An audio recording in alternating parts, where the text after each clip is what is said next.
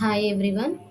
మనం నార్మల్‌గా చిల్డ్రన్‌కి ఎప్పుడైనా సరే రైటింగ్ స్టార్ట్ చేసేటప్పుడు ఇలా డైరెక్ట్‌గా ఆహ్, డాట్స్ ఇచ్చేసి ట్రేసింగ్ చేయమని చెప్తారు. నార్మల్ స్కూల్స్‌లో అయినా ఎక్కడైనా సరే.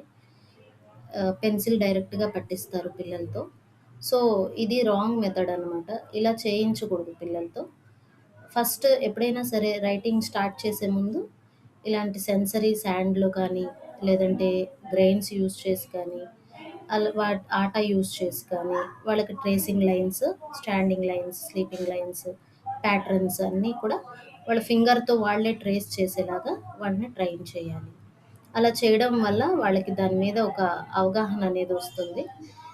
ఈ శాండ్ ఆట అనేది పిల్లలకి రాయడానికి కూడా ఈజీగా ఉంటుంది.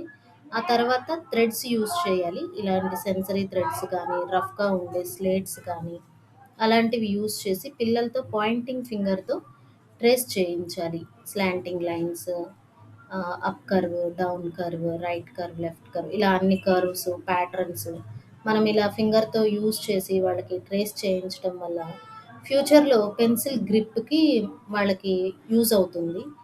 బట్ అప్పుడు డైరెక్ట్‌గా పెన్సిల్ పట్టుకున్నప్పుడు వాళ్ళు ఎలాంటి ఇబ్బంది పడరు. సో, వాళ్ళకొక అవగాహన అనేది వస్తుంది. అంటే ఎలా రాయాలి అనే దాని మీద.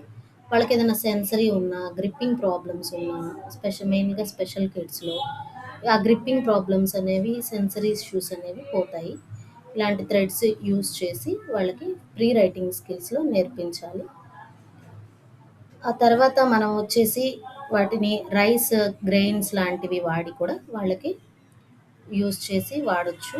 అలాగే తర్వాత ఇలాంటి ప్యాటర్న్స్ యూజ్ చేయటం వల్ల సర్కిల్స్ కానీ, లేదా మెయిజ్ కానీ ఇలాంటి ప్యాటర్న్స్ కూడా ఈ థ్రెడ్స్ యూజ్ చేసి వాళ్ళకున్న సెన్సరీ ఇష్యూస్ కానీ, గ్రిప్పింగ్ ఇష్యూస్ కానీ వాటి నుంచి వాళ్ళని త్వరగా వాళ్ళు బయటకొస్తారు.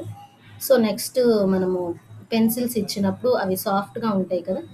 అప్పుడు వాళ్ళకి గ్రిప్పింగ్ బాగా వస్తుంది. ఇలాంటి గ్రెయిన్స్, రైస్ గ్రెయిన్స్ కానీ ఇలా స్టిక్ చేసి వాటిని కూడా వాళ్ళతో ట్రేస్ చేయించాలి. ఈవెన్ ఆల్ఫాబెట్స్ కానీ, లేదా నంబర్స్ కానీ, లేదా ప్యాటర్న్స్ కానీ ఏవైనా సరే. అలా చేసినప్పుడు వాళ్ళకున్న సెన్సరీస్ కూడా పోతాయి. నెక్స్ట్ తర్వాత ఒక స్లాట్ వుడెన్ పెన్సిల్‌తో అయితే వాళ్ళకి గ్రిప్పింగ్ బావుంటది. పెన్సిల్‌లా ఇది జారకుండా ఉంటుంది. సో, ఇలాంటి ప్రాబ్లమ్స్ ఏమన్నా సరే మీ పిల్లల్లో ఉంటే గనక please contact BMH. Thank you.